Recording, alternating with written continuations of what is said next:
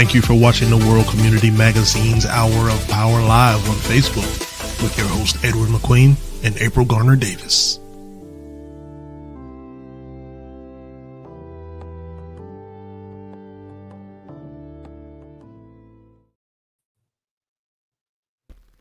I'm going to say good evening to everyone this evening. Sorry we had to come so late, but we have those difficulties sometimes. It doesn't happen a lot. I'm going to come up with this excuse and say it's cold outside. Okay, now you figure that one out. Sorry about that. Well, but then good evening to our audience, and again we apologize for the delay in that.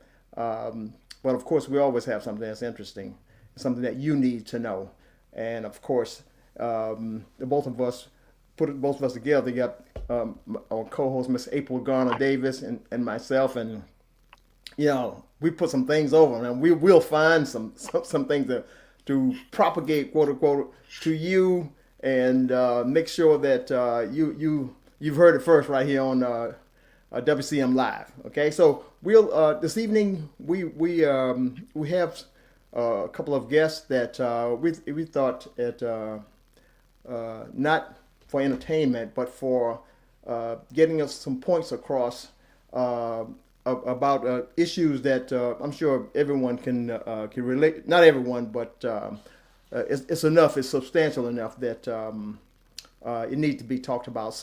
So, but we'll start with a young lady about her book that we thought the book was interesting, and some based on some excerpts from the book.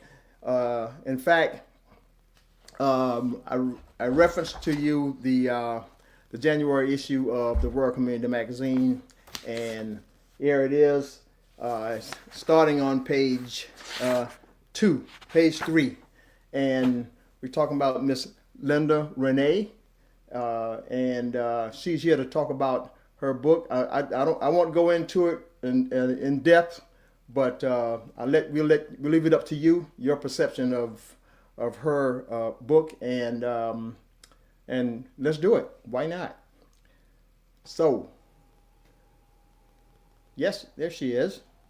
How you doing? Yeah. We'll straighten this thing about your last name being Miss Greene, and then on your book is Linder Renae. Renae sounds Hollywood. Yeah, it's good. It's a good catch to it. Thank you. How are you doing this evening? I am doing great. How about you guys? Not bad. And I'll speak for April. I'll say that she's doing okay too. Love her. I'm sitting here, and I obviously can't speak for myself. He always likes to speak for me. But yes, I'm doing fine. Thank you for joining us tonight, Miss Linder. It's great to have you here. Thank you guys for having me. By the way, I love the hat. Thank you. We were talking about this earlier. I'm just trying to keep my head warm, y'all. It's snowing. It's snowing everywhere on the East Coast. So I appreciate it. You never know what snow brings, okay? And that's what it brought. This is what it brought. Yeah, it's a nice hat. Nice looking hat, by the way. Yeah. Fits you well. Thank you. I appreciate it. Thank you so much. And so, Ms. Greene, you have an interesting book. You want to tell us about the title? I like to leave it up to you. So it comes to if there are any surprises in there, you can surprise our audience. But I thought the book was interesting. It's as narrated in our magazine, the January issue of the magazine. So why don't you tell us a little bit about yourself first, and congratulations on your book, by the way. Well, thank you, and thank you for having it in your magazine for this month. It's a great pleasure, and it was very heartfelt for me to have you honor me in your book. My book, the first book that I wrote was If You Love Me by Linder Renae. Of course, I'm a mom, I'm an auntie, a sister, I'm a life coach. I also coaches on grief and crisis situations. Right. I've been an administrative officer now for 27 years. So I started writing the book in my mind ever since I was like 5, 6 years old.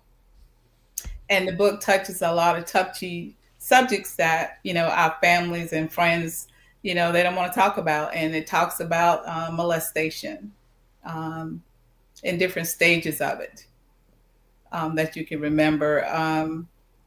Like I said, a lot of people, they hide the subject from family in the community, but I think it's something that needs to be addressed because more and more is happening to our loved ones, to children in the communities, and it's just such a secret that people don't want to talk about it. So I just decide that I'm going to face it and just put it out there, just to let people know that this stuff is happening and this is something that needs to be addressed. So your book is based on what? What's the basis of it, and your how did you come about just the idea of that you want to write about it?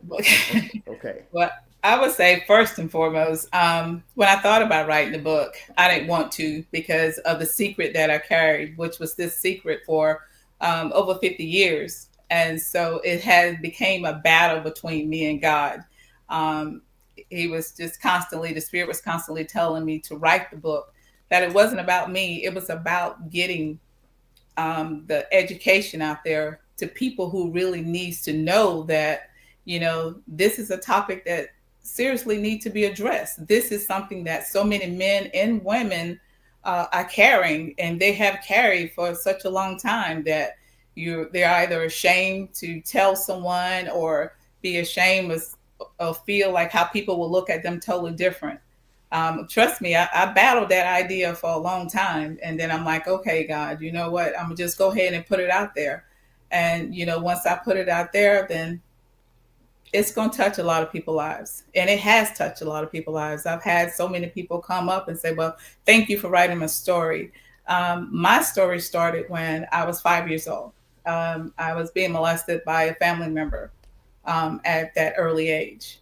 A lot of that goes into detail in the book, even up until a teenager. And that's when I decided that, enough was enough, that, I had to break the cycle.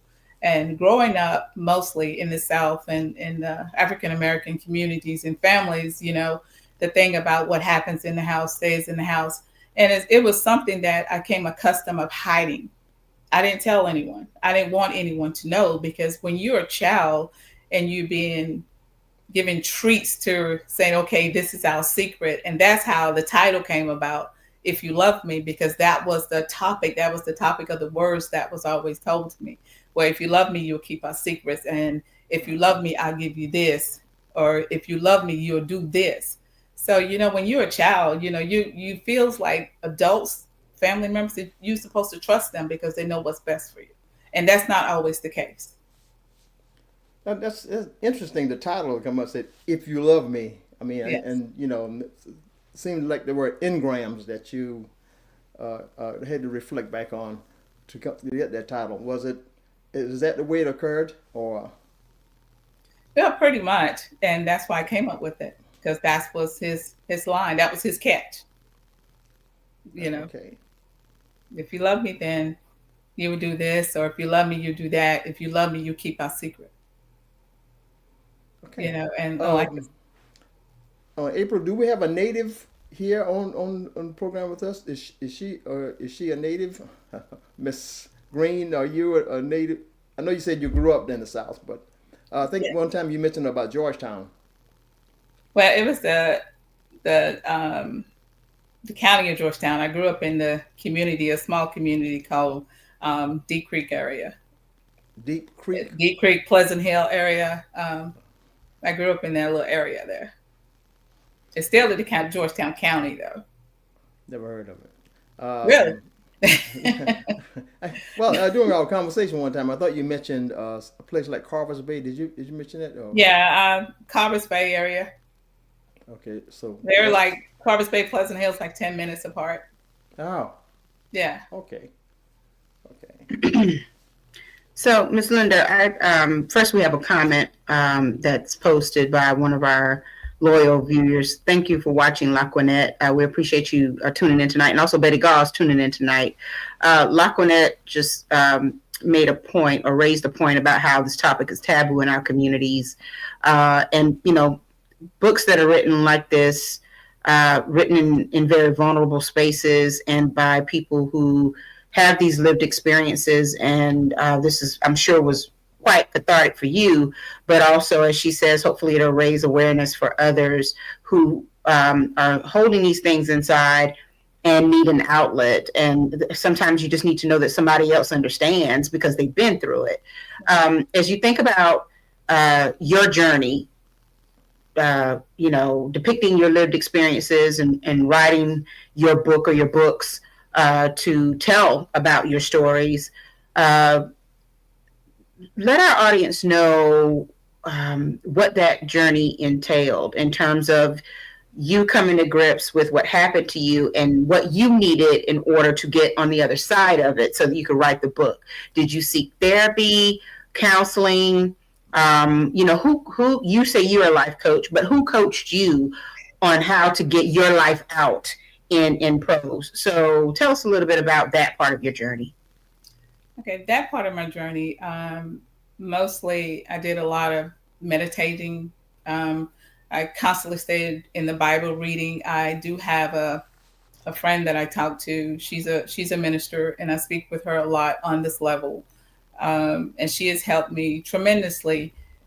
But mostly I dealt with it within myself. And so I got to a point where, in order for me to be free, in order for me to move on, in order for me not to continue letting this thing capture me or hold me grounded like I'm in some type of jar, I had to let it go. I had to put it out there. The first thing I did, I started putting it on paper. And that's the main thing you need to do, is get it out of your head and get it on something that you can actually visualize and see. And that's the first step of healing, because you're no longer are carrying all that into your heart. You're freeing yourself. And like I said, once I did that, it felt like 50 pounds lifted off me, because I carried that for 52 years.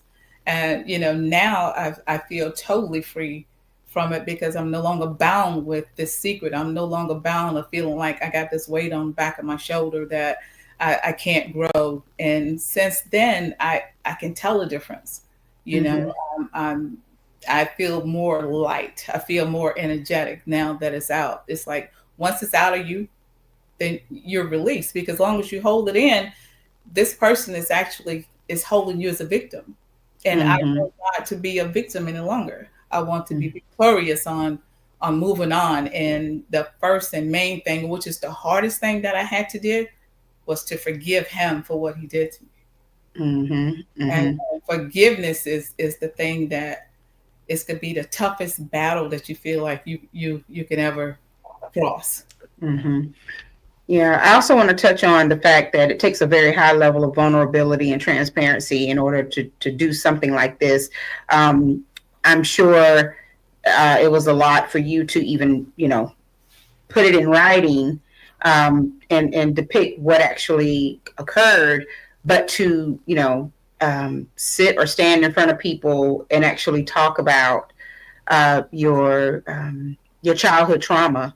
I know that it probably took a lot out of you, and yet you said it was freeing for you. It was liberating for you to do it. When Brother Edward came to me about this topic and what your stories were all about, I said to him, Brother Edward, we have to treat this gently, because there are people who may have experienced the same thing that Miss Linder experienced. And they may be triggered by some of the terms and definitions and, even examples or depictions that you may share tonight, especially if you're reading excerpts from your book.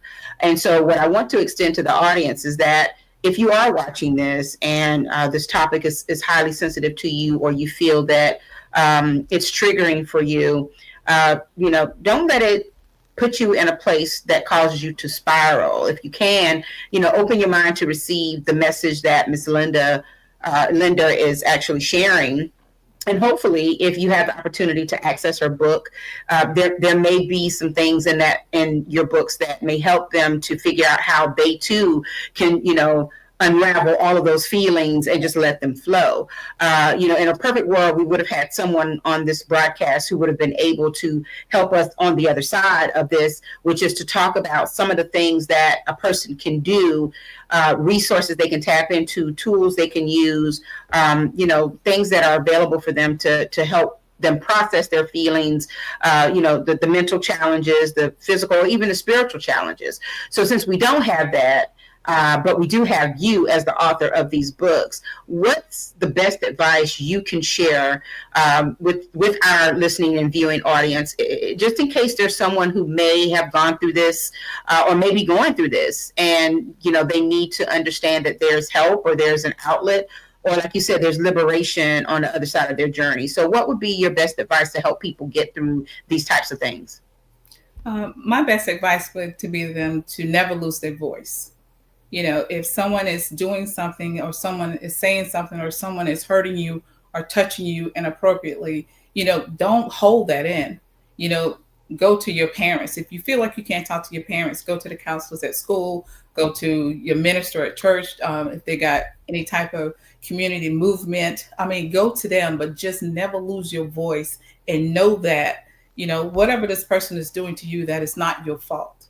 And especially if it's in a child or an adult, vice versa. Children are so eager to please adults. Yeah. And, just to make them happy or just to be in their presence. You don't have to give up anything that you feel is inappropriate just to have someone's attention or feel like you got to have the love of that person. You can have a love of the person who actually truly love you without making you do different kinds of acts.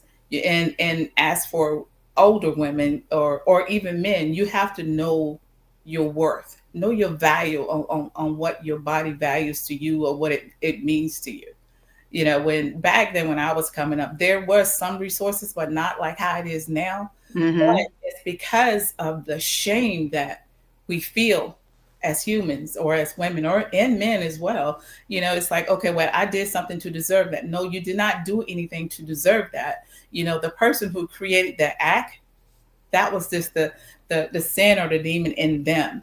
We all are God's children, but again, you have to find it in your heart, within yourself, to forgive that person. And please never, I can't express it enough, do not lose your voice. Go tell someone. If you got to shout it off to the top of your head at the school, it doesn't matter. Just find someone in the community that you can tell. And this goes back to where it takes a community, a village to raise our children. And this is something that we've gotten so we're away from because we don't have time to monitor or look at other people's kids. If you see a child that's acting different or dressing different or eating different, then hey, parents, sit this child down and say, hey, what's going on? Well, how was school today? Monitor their social media.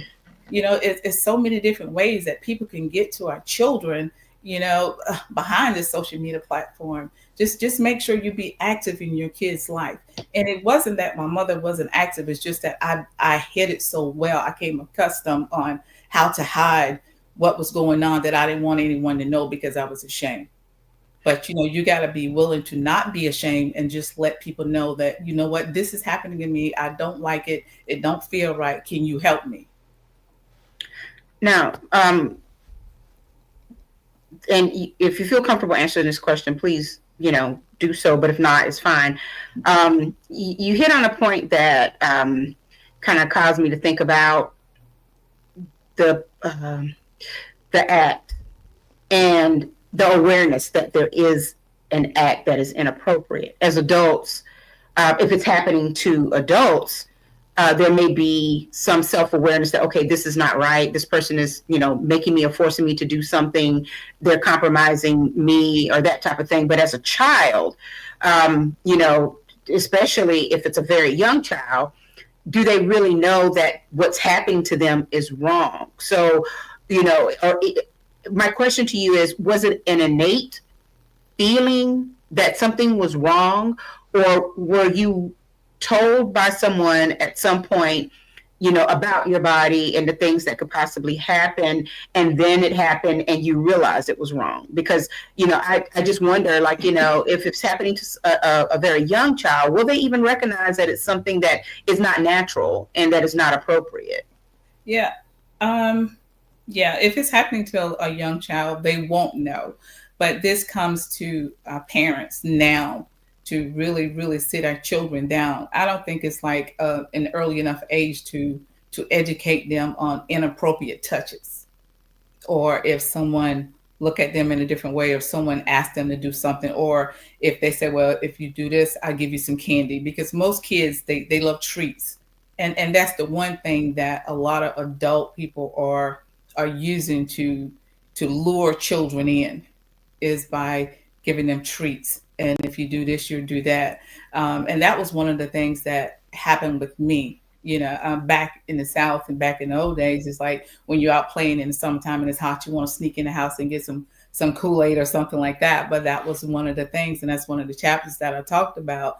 The trade-offs, and now it's like you got to really just go deep in with our small children. Even when I started raising mine, that was one thing I told my kids. It's like, you know what? If somebody touch you here, certain parts on your body, then that's inappropriate. No one shouldn't be touching you at all. Make sure you tell mommy, let mommy know. You have to teach them what are the right touches or the wrong touches. And some people are like, well, we don't need to tell children that at such a young age. Well, it happened to me at 5. And this is something that you need to start telling kids because of the broadness that we have now. And again, with the social media, with everything that our young kids are seeing on TV, it's like, it's so much of sexuality out there, then time that we need to start educating them. Right. Absolutely. Absolutely, yeah.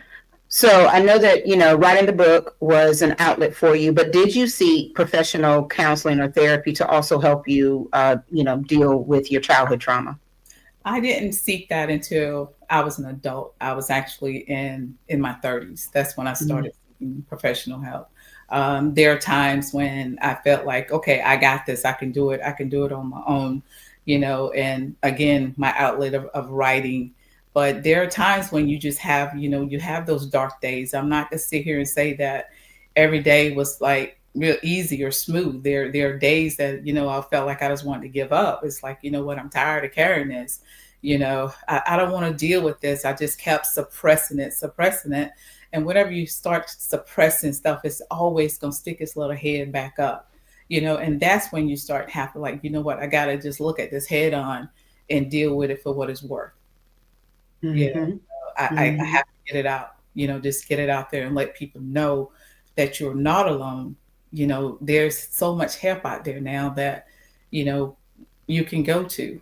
Again, the schools, there's the PD coalitions, there's abuse places like in Georgetown, Overy County, and I'm sure in every county that we have here, they have something set aside that people can go in and just talk to someone. They have toll-free numbers. You don't even have to just give your whole identity. Just go in and say, hey, I need some help.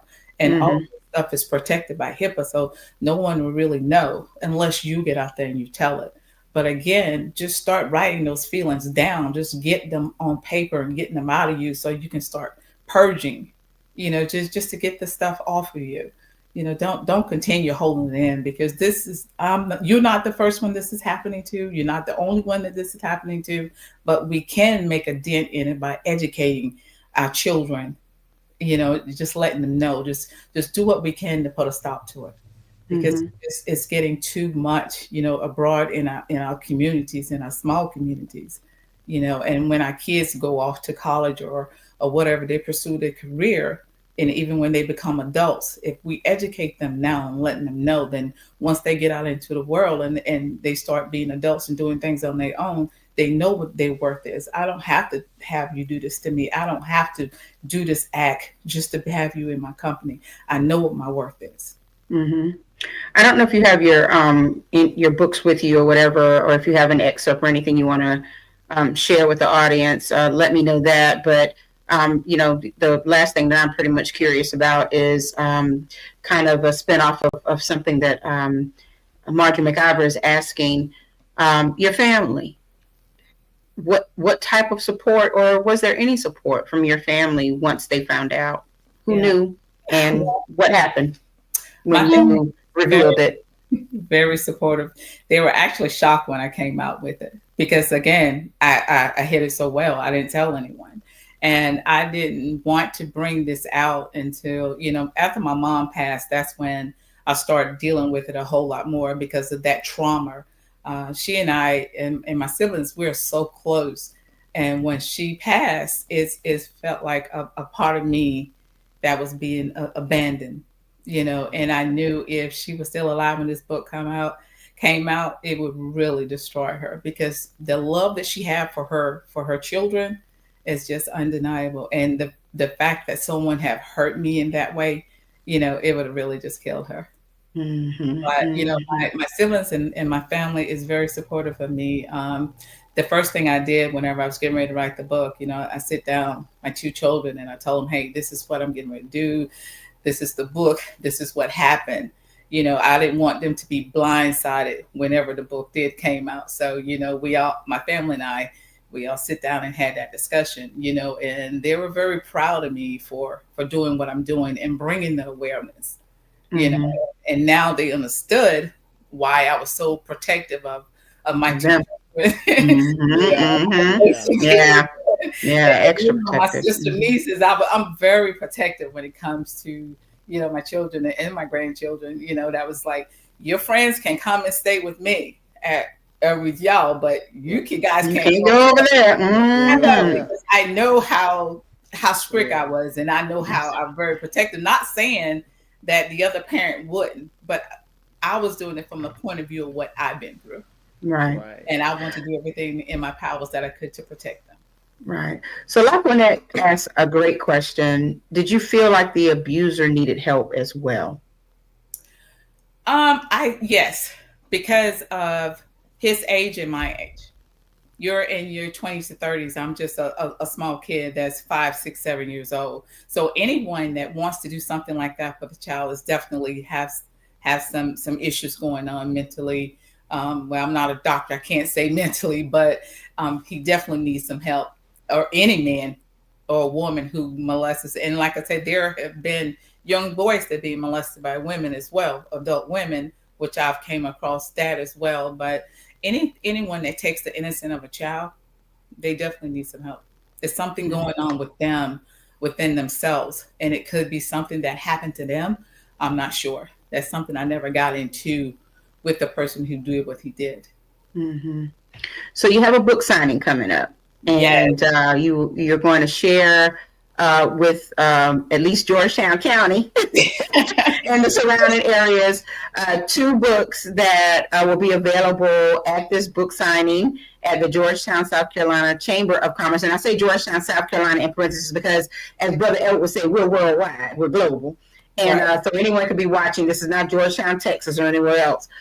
But Miss Linder is having a book signing on Saturday, January 25th. That's just coming Saturday from noon to 2 p.m. And the first book she mentioned, If You Love Me, will be available, as well as Trusting God and Your New Beginnings, which is that your second title? Yes, that's my second. Okay.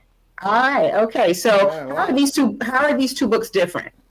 The second book is where once I released all that, then I started a new thing, a new life. I started putting self first. I started loving myself for who I were, not for what has happened to me.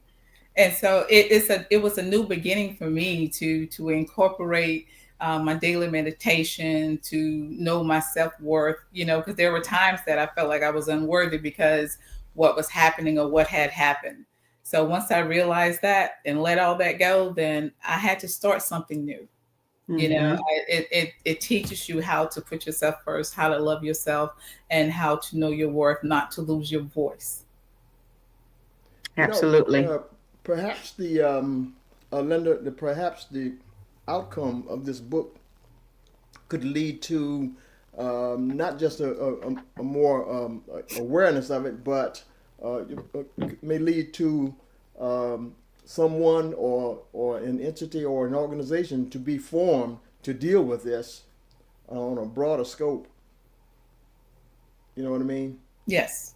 That would be, some of the things that I actually pray for, that, even though my physical body went through all the trauma, but I never lost my spirit, or God never allowed me to lose my spirit, and know that everything I went through was for a particular reason. And at that time, I may not have understand it, but I do now, because right now what I do want to do is raise awareness on healing, that, there is life after this. I decide not to continue being a victim to someone else bad doings to me. I decide that I want to be victorious and get out and tell my story, to bring healing, to bring awareness. And once you release all this stuff, then you can truly start to heal. You have to release it and forgive in order for you to heal and move on.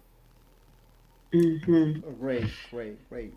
Well, we also want the audience to know that your books are available on Amazon. If you would like to purchase copies, if you can't make the book signing, you can go to Amazon and search by the author's name, and they will both pop up. It's really simple. I did it myself on the phone. So please support this author and the books. And number one, she's an African-American author, and we always love to uplift books that are written by people in our culture. And essentially, this is, in essence, is for everyone, but in particularly for our culture, because it was such a taboo topic and still is, even within our communities. And so now you know that there's someone else who's not too far outside of yourself, who has experienced maybe some of the same types of things you've experienced, if you're someone who is dealing with this type of thing.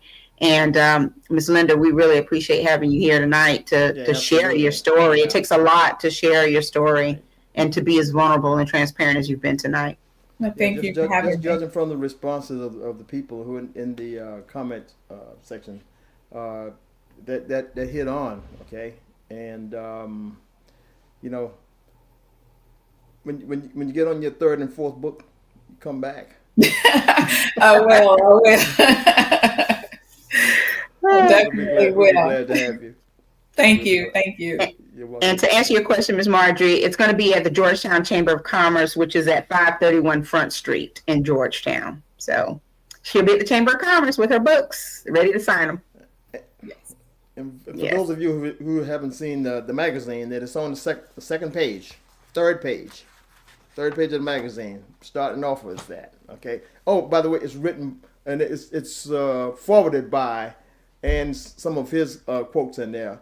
Brother Steve Williams, the former columnist for the Georgetown Times. Steve's doing an excellent job.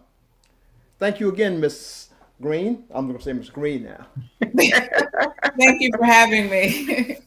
You're welcome, and good luck with your book signing. Good luck. Okay, good luck with your book signing. Okay. Thank you. All right. Take care.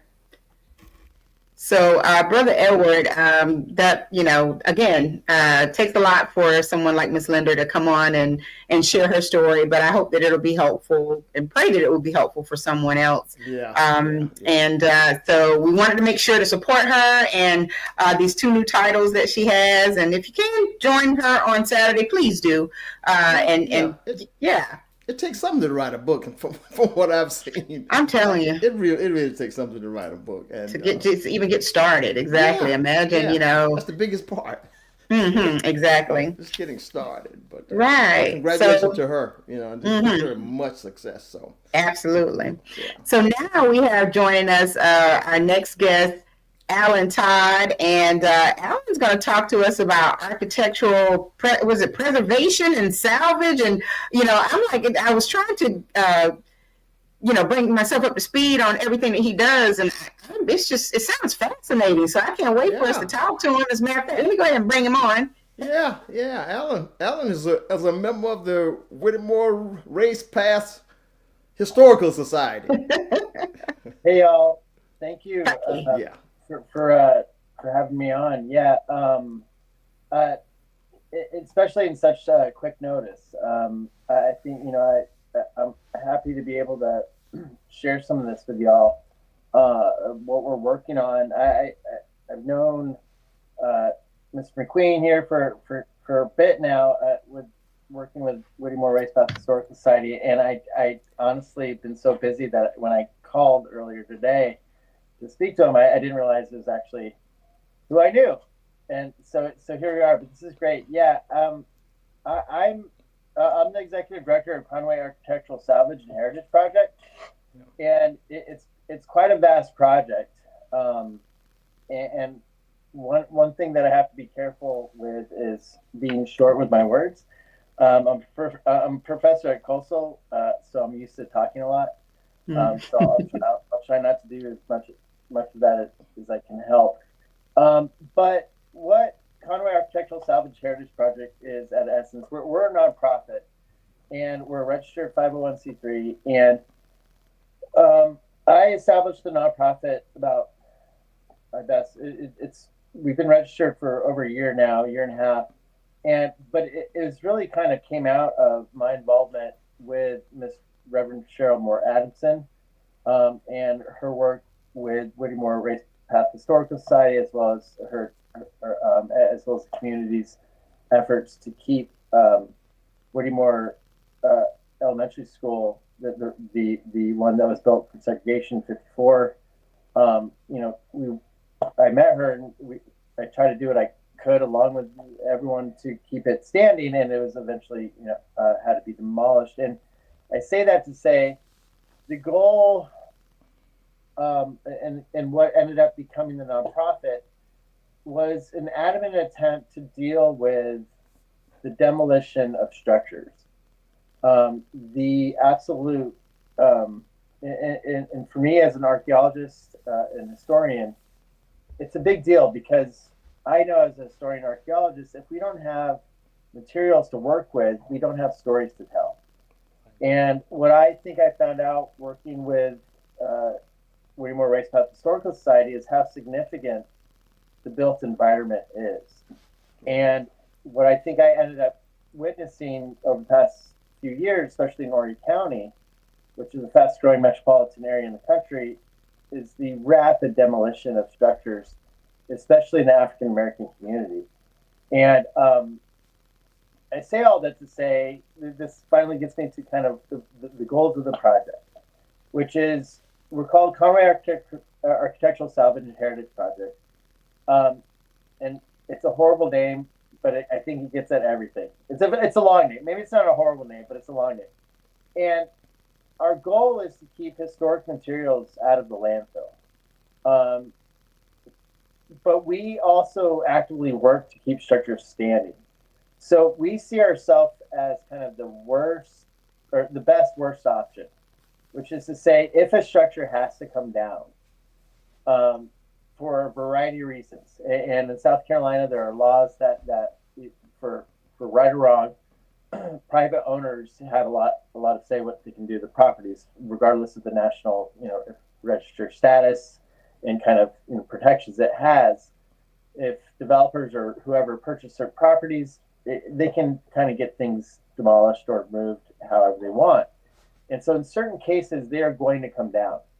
That's where we come in, is we take them apart, these structures, with love and by hand.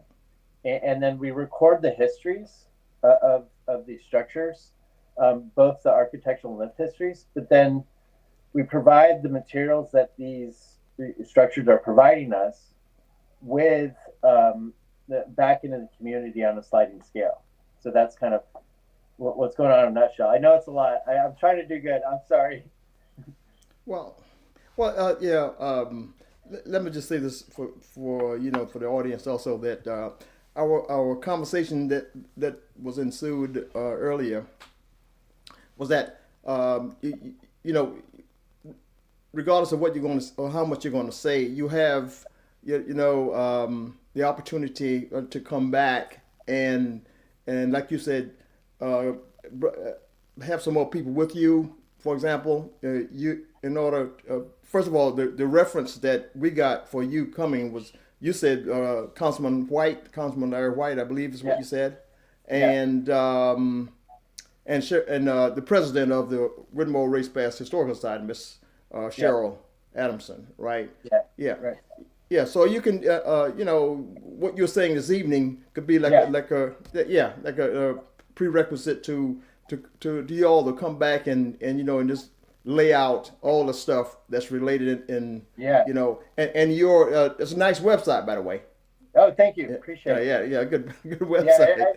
credit to my so it's not just me. So I'll put it that way. Is that it was initially it was honestly I think my journey into all this started when uh, our neighborhood. This was in 22. Our neighborhood received anti-Semitic flyers, and I'm actually the historian of Jewish history at Coastal, and we had just moved to Conway in 2019.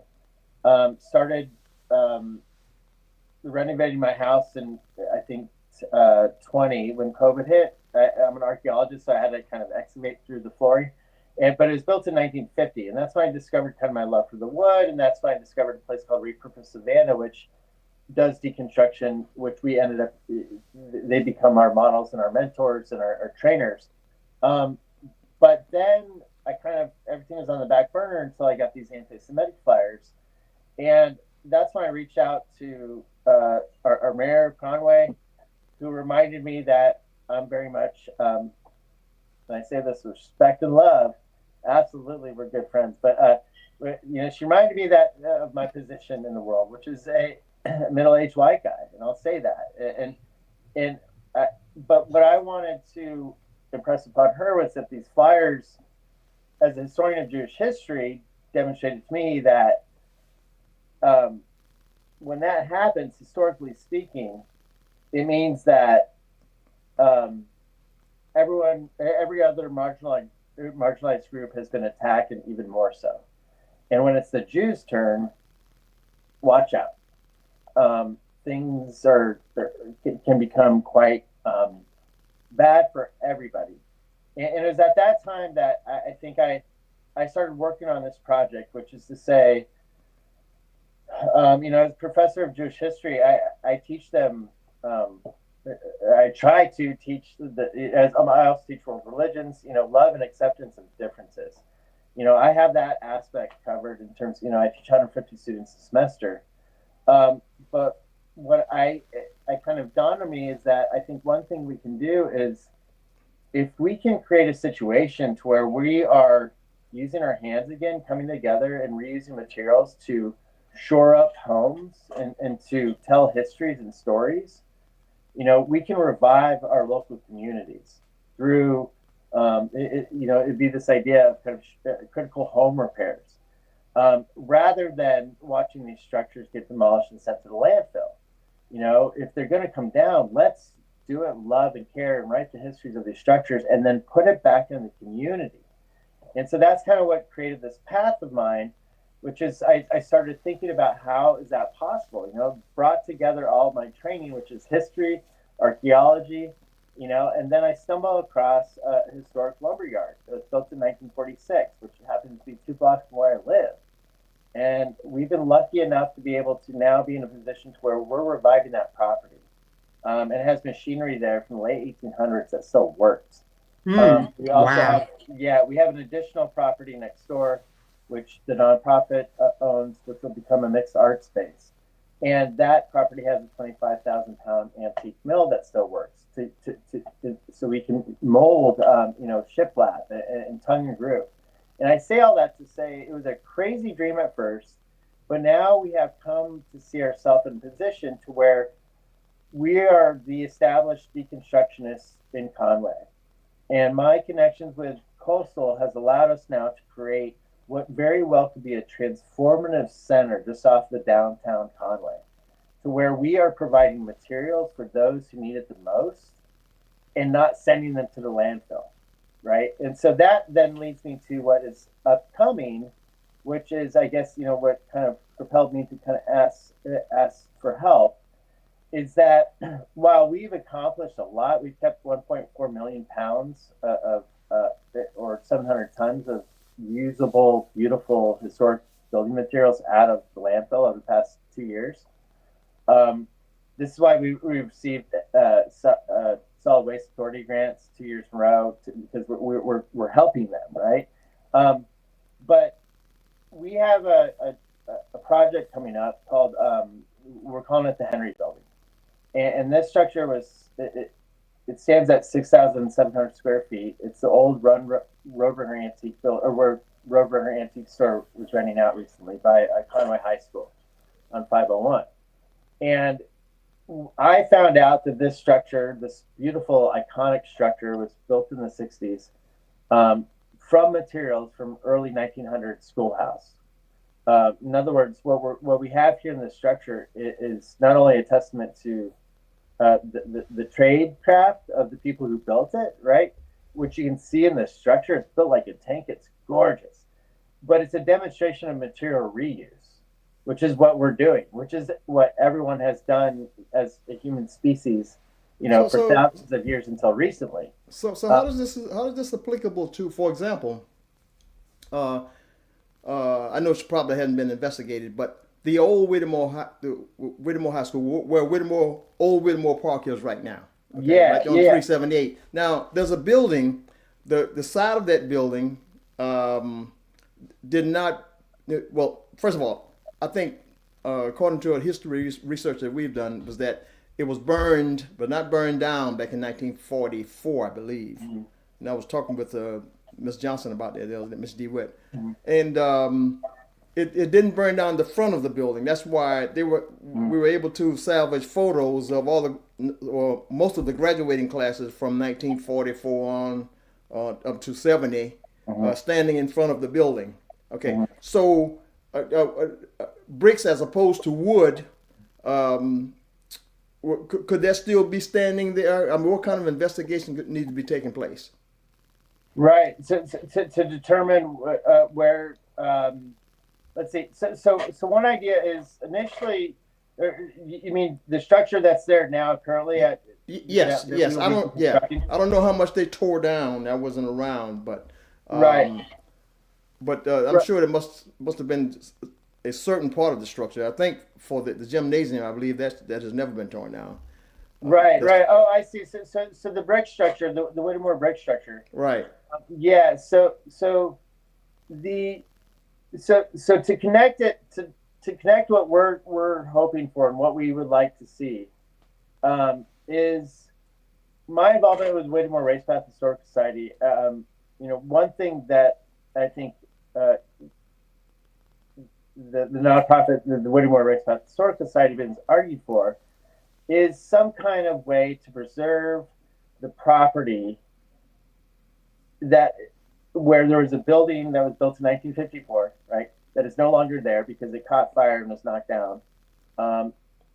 The idea is to transform that property into commemoration of the Whittemore community, to commemorate the history of the Whittemore Elementary School, let alone the generations of folks that passed through there, as well as the stories of those that are there. So that building is no longer there. However, it is possible if we can do this right. It's one idea, right? That this structure that we are about to deconstruct by hand, right? It was built from an old schoolhouse.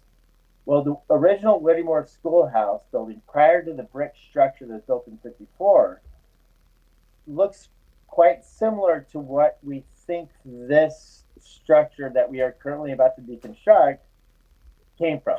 In other words, I don't believe, as far as we know, that the materials that built this structure came from the original wooden Whittemore structure. However, it was something quite similar. All that is to say is we have a chance, I think, to perhaps, one idea is to perhaps create a replica of some sort. Let's hold that right there. It's getting exciting now, and we're not terribly out of time. But I was, as I voiced to the audience a few minutes ago, that our conversation centered around the fact that you're going to bring, you'd like to come back on, and you're going to have some more supporting cast with you regarding what we're talking about with the Whittemore structure. So hopefully we're able to garnish. Reverend Adamson, Cheryl Adamson, and other people that is going to have some impact on the conversation. In fact, it may be more than them, because my understanding is that the Whittemore Race Path Historic Society consists of about 8 members or something like that. And but then again, I mean, it's a It's wider than that. You got your chords and you got your reverberations and all. Right, Mm-hmm. right. Yeah. Brother, I was actually intrigued by what he was talking about. I was too.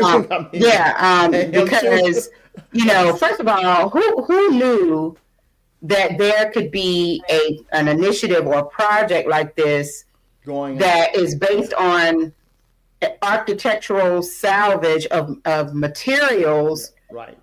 From historic buildings, and the ability to, as Alan was getting ready to get into, to replicate those buildings, or and create at this point I see it seems like you would have I won't say an infinite number of options, but you would have a great opportunity to recreate historical structures and, venues or edifices that were once a part of just, the stories of, for example, Horry County. But now you can say, yes, this is kind of an example of what the building that you heard of, or the only seen in pictures, of what you've always seen. And so, when you go to these landfills, how do you know where the materials have come from? Like, how do they, I guess, create or segment the materials, or preserve the materials so that what you're actually using or repurposing, and even the history behind it? Yeah. So. As it is, you go to the landfill and it's all together. Yeah, it's gone forever, right? And so we are, again, one of the first groups in this region, although we're standing on the shoulders of giants in the field of deconstruction, which has now been recognized by the Labor Department as a historic trade. Which is another part of our mission, which is to revive the historic trades and skills that build healthy relationships between people, place, and planet. Mm-hmm. But I say all that to say, we are witnessing, and our nonprofit is at the forefront of reestablishing a field that is unique in the sense that we have a chance now that when structures have to come down, again, we do not want to take structures down. We try to keep them standing. We fight for them to keep standing. With the current structure that we are talking about, the building that we perhaps might be able to use, at least to some extent, possibly recreate certain elements of Whittemore. Mm-hmm. That is happening because developers in Virginia purchased the property and they were going to knock it over. It's going to be demolished and become a gas station. It still is going to be, right? So the alternative is to watch that happen, or for us to take it apart with care and love. So when we do that, what we are doing is, while we're doing that, I should say, we record it live. And so we take tons and tons of pictures. Hopefully soon we'll get some drones going with LiDAR and everything, to where we then reproduce the structures in virtual reality format. Eventually it'll be on our websites. And then next to the structures, we'll have the lived and architectural histories. So then all of that information, right, of these structures gets tagged to the materials once taken apart. Then when the materials go back into the system, whether it's to rebuild homes, to shore up homes, or to recreate historic structures, or for people to make tables out of, right, depending on what materials are left over, right? Because a lot of times the structural elements that we get these materials from, such as like tobacco barns that are like this, it would be hard to create another structure out of that, but you can create some beautiful elements out of those materials, because it's typically longleaf heart pine in this region. It's gorgeous stuff that doesn't exist anymore. And so we have a chance now to tell stories through the materials. In other words, the structure as they once were will no longer be there in some cases. Again, we fight to keep them standing. But if they have to come down, we can still keep the stories of the structures, of the built environment, and the people who built them alive through the materials. In other words, we can take the materials that were touched by human hands hundreds of years ago in some cases, And not to mention the materials themselves are coming from trees that could have very well started growing in Georgetown in the 1300s or 1400s. If you think that, we're talking 500, 600, 700 years ago. And so we have this old growth lumber that are passing through human hands that are building these structures that tell us about how those who built them thought and experienced those things that provided them a shelter. We can tell all of that and spread it out now even more, rather than see all of that, including the histories and the materials that can provide shelter, right, go to the landfill. Because that's what's currently happening right now. Right. Is it just timber, lumber, or is it brick as well? We would do everything, right? So we've done, we did an entire structure is built in 1945 that its entire is 2,000 square feet, and its outer walls were all cinder block, and it had 6 layers of shingles on its roof. But the wood inside was also incredible. So we were able to keep virtually every single element of that structure out of the landfill. There were some materials that we had to recycle, but this is one of my favorite stories. Is the cinder block? Many chunks of those cinder blocks are actually in the ocean right now, serving as artificial reefs to help the ocean. We work with Coastal's Marine Science Center, Bergen Science Center, to take the cinder blocks, which are perfect materials, to create artificial reefs because they're porous, and they can be shocked and treated in such a way to regenerate our oceans, quite literally. So they were taking at least a chunk of them as kind of a first foray into this, down by some retired Navy SEALs who are creating ecotourism a group in the ocean, right, for retired Navy SEALs. It now should have soon a QR code on these blocks that are now reefs and habitats for fish, explaining where it came from, which is a house in Conway, along with the history of that structure and the people that lived in it. Wow. Brother Edward, this is fascinating. It really is. So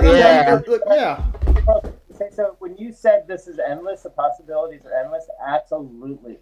And one thing I need to make clear is that we are on the cusp of this in a way to where we need supporters to kind of imagine, how we can do this, because we believe there are enough materials out there currently in structures that would otherwise end up in the landfill that can provide for our community shelter. No doubt we can create these homes, decent sized homes, from as much materials that are being sent out of the landfill. One thing I'll say too, and I know we're gonna hopefully I can be on again to talk a lot more about this. But on our properties, we also want to start. We have a large community garden that will start getting going too, and so eventually, what we'll end up having, I hope to see, I don't know, is a center, just off downtown Conway, which creates a circular economic engine, which is providing food and shelter, quite literally, to those that need it the most. That's our goal. While telling the history of it all. That's a wonderful goal. It really is. So, yeah, brother, we're gonna have to have Alan back and all of the. April, I don't know why I get the impression that he has a lot more information that we. I'm sorry, I'm trying. There's so much. It's like there is a lot. We're gonna have to give you the full hour the next time, Alan. Yeah, we're gonna have to give you the full hour the next time, man. Okay. All right, we have to give you the full hour next time. Yeah. Maybe you can bring some pictures of things that you've done so far. At least give us so we can have a visual of this. I mean, because it's quite grand to imagine. In the meantime, any interested parties, go to ConwaySalvage.org. That's our website, and again, we are a volunteer-driven nonprofit. And community-driven, and this is a labor of love. I don't know if you can see my hands, but they're raw. And part of that is the point, right? My students don't know how to use their hands anymore, and we need to get that going again too. So for everybody, they don't know how to use hands anymore, right? Yeah, it's like but if we can learn how to build our own stuff from our own stuff.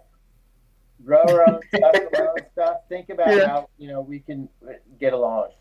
And I think truly it started off as kind of a crazy dream, kind of a flash that came across my mind, a few years ago. But it's happening. We have, though there's maybe a handful of us at the core in terms of doing the deconstruction, let alone the refurbishing the properties that will be our base of operations. We have hundreds of people supporting us in so many different ways. We don't own a truck, but we have a truck, if that makes sense. Right? And it's essential to have a truck, at least in what we're doing. And so, again, this is meant to be a movement for the good and to bring people together.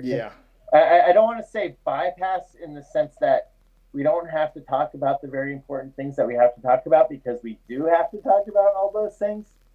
But in the meantime, until we can figure out how to talk about some of those things, let's come together and work for the common good. We can provide food and shelter. It's all out there. It just takes a little effort. We do have at least one last comment. Priscilla Fuller, thank you so much for watching and for your support. She thanks you for your expertise and wants to know, what's your advice for people before they tear down structures that might be valuable as landmark structures? What would you advise them to do? Yeah, first of all, don't listen to anyone except in other words, don't call a third party construction guy or even certainly not a demo crew or something. I think, and this is nothing, this has been meant to be antagonistic to anyone. I think we're caught up in this idea that when we see something old, and even when we see nails separating, and if we even see boards falling off, that somehow it's garbage and has to come down. The structures, especially pre-60, pre-70, maybe even pre-80 in some cases, depending on where you are, they're built like tanks, and not to mention the way they're built. It's called stick framing, from a lot of different pieces. And so because of that, if you see certain things coming apart, well, that's okay, because everything's just made out of little pieces of wood, which means you can remove it and replace it pretty easily, right? And shore things up. And so I say that to say there are so many properties that can be preserved, rather than demolished. Again, we don't want to be taking these structures down. And so to Priscilla's question, I think one avenue, right, is not only contact Horry County Historic Preservation Commission, which I'm also a member of, but also Whittemore Race Paths Historical Society, right? Reach out to them, especially for the African American community, to ask in ways that I would be happy to look at some of these structures. The fact is, there are times when to repair some of these some structure, wherever we are, right, it can cost money. That is often the prohibitive element, right? If we do this right, we can have the materials that will help slash the cost of a lot of these repairs. Again, we want to provide these materials on a sliding scale. So that is also, those who can afford it, again, going to our website and donating, to help us. This is all a nonprofit in a way that everything goes back in our mission.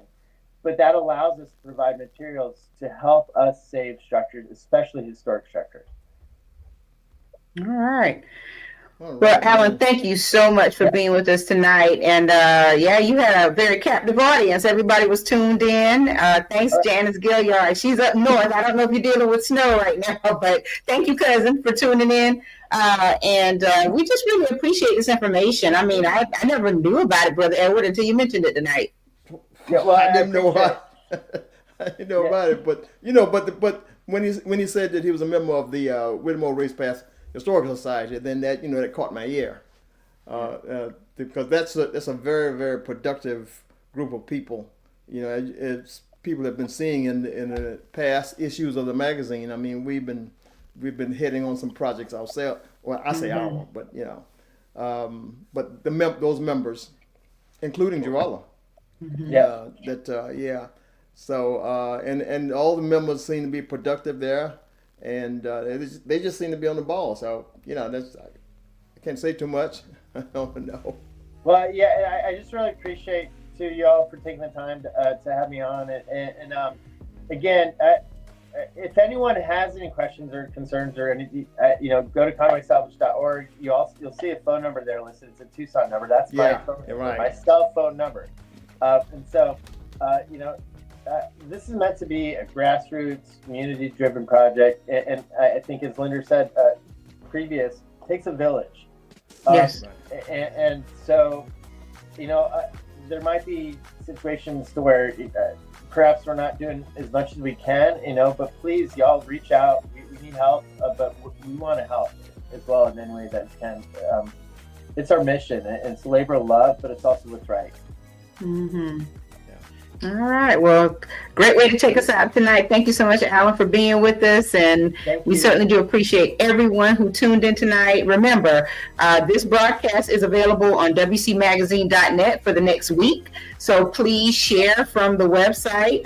Let everybody know. Go to the website if they want to watch it. It connects directly to YouTube, so you can share it from YouTube, and or either just come back to Facebook for and watch it on World Community Magazine. Share it across your social media pages. This was all great information, even with having Miss Linder Greene with us to talk about her books and her book signing this coming weekend, and Alan to talk about this wonderful initiative with the Conway Architectural Salvage and Heritage Project. We certainly do. It's a lot for me. It's a lot, but it's all right. Let's come up with a great. There's an acronym in there. I don't know if you want to use it, but when he comes back April, he's going to bring the whole crew. He's going to bring the rest of the gang. Yeah, they can tell about everything. That sounds great. That sounds great. Yep. Well, thank you so much, everyone, for tuning in, and we appreciate you. We heard that it's snowing in Conway, Georgetown, and all those parts. Please be careful, be safe. Yeah, you know, Conway shuts down when there's a flurry. And that means that, as I think Ed Piotrowski said, you got to learn how to drive in the sunshine before you drive in the snow. So be careful on the roads if you must be on the roads. If not, please stay home and wait until it's all clear. But everyone, just have a great rest of your week, and we'll see you next week. Right, Brother Edward? We'll see you, absolutely. God willing. Yes. All right. All right. Take care. Take care. Thank you for watching the World Community Magazine's Hour of Power Live on Facebook.